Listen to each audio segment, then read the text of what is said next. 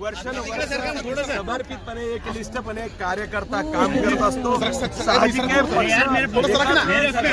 देऊ शकत नाही, संताप होणं कार्यकर्त्याचा अनावर होणे हे साहजिक आहे।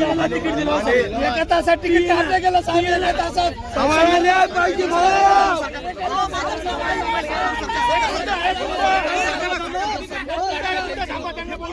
उल्हास चाळव्याचा कट करा आणि सागऱ्याचा कट करा, न्याय पाहिजे। हे बघा भारतीय जनता पार्टीचा संस्कार आहे। मी 38 वर्ष झाले पक्षात काम करतो। वेळोवेळी हे बघा आपला संयम आणि खऱ्या अर्थानं संयम पाळणं, समजूतदारपणा घेणं आपल्या संस्कृतीत आहे, आपल्या सिद्धांत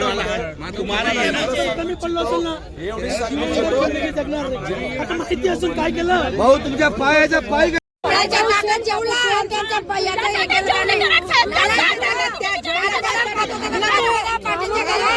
त्याची बायको दिली तर त्याने पाटील खाली समजलं म्हणून करत होता तो एवढा खाय त्याला भेटत ना कुठं त्याने त्याची बायको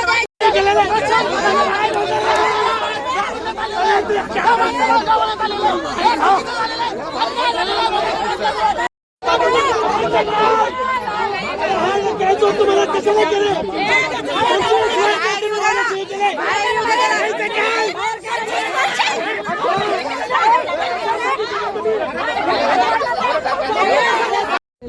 माझं तर तिकीट अवघ्या 1 ते 1.5 दिवसामध्ये माझं तिकीट कापलं गेलं।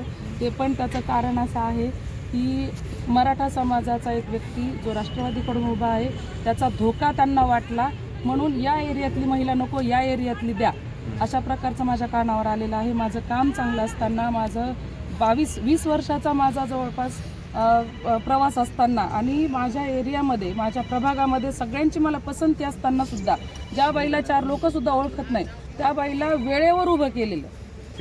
आजही मला कॉल येतात लोकांचे की ताई आम्ही तुमच्या सोबत आहे। तुम्ही कुठून इच्छुक होता? मी प्रभाग क्रमांक 22 मधून आरती गुटलकर इच्छुक होते आणि मला यांनी जाणून बुजून जाणीवपूर्वक डावललेलं आहे। मी फोन केल्यानंतरही मला व्यवस्थित उत्तरं दिले गेली नाही। असं नाही म्हणायचं मला की मला त्यांच्याबद्दल काही निष्ठा नाही आहे, म्हणून आम्ही निष्ठेनेच काम केलेलं आहे। आम्ही दल बदलू लोक नाही आहोत, आम्ही पक्षाचे लोक आहोत, पक्षाचंच काम करणार।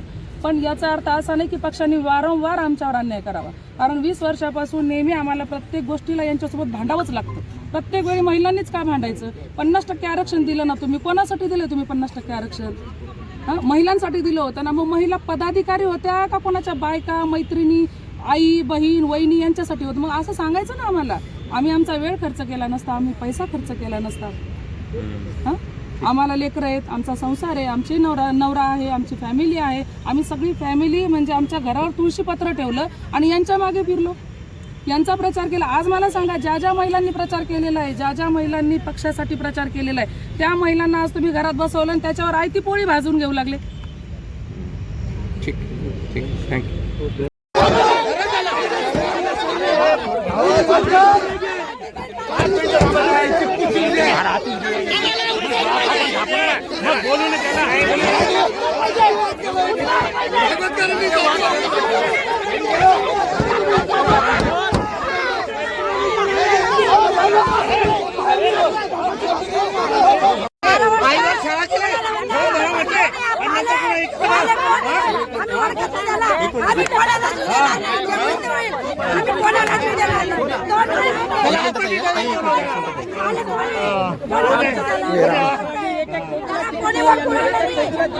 याला काही धंदे पास नाही त्याला तुम्हाला कशाला केलं